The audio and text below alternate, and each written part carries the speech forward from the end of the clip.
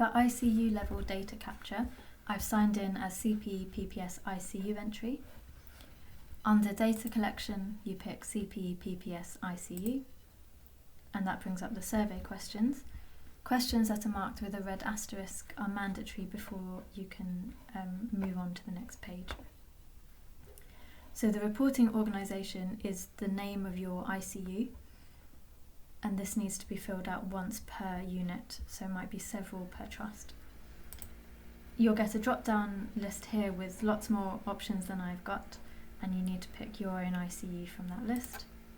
And then you pick the date the survey commenced, so that's the date you've chosen in the 2-week study period, and you can pick that using the calendar or you can type it in.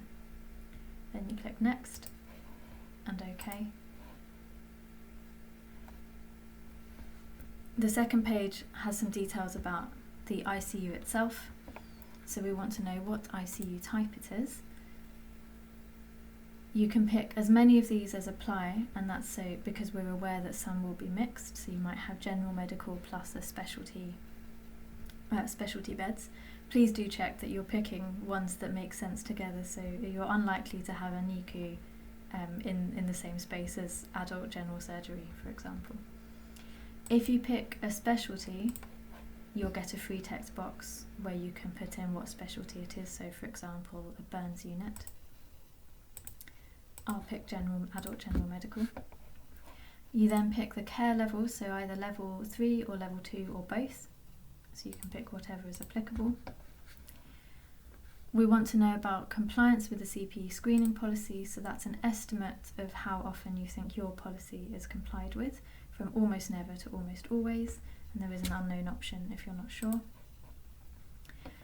We want to know about the CPE framework of actions, so that's a Public Health England document on CPE that was published a few years ago, and again it's an estimate of how many staff you think are aware of it, from very few to almost all, with an unknown option. So if you think some staff, you would pick that. The CPE screening frequency, this comes back to your trusts or your ICU's policy, and you can pick as many options as apply. So it might be that you do it on admission and then weekly thereafter, in which case you would pick both of those. Again, if you pick other, you'll get a box in order to tell us exactly what your screening frequency is.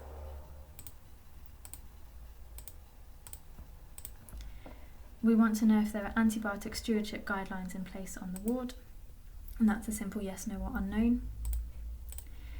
The date the survey commenced is a duplicate question from the previous page, and that won't be visible on your version. Then we want to know the total number of beds in that ICU, so for example there's 25, and then the bed occupancy on the date of the survey, and that might be 17. You then click Save and OK. You'll get a confirmation with a green tick telling you that the record was saved successfully.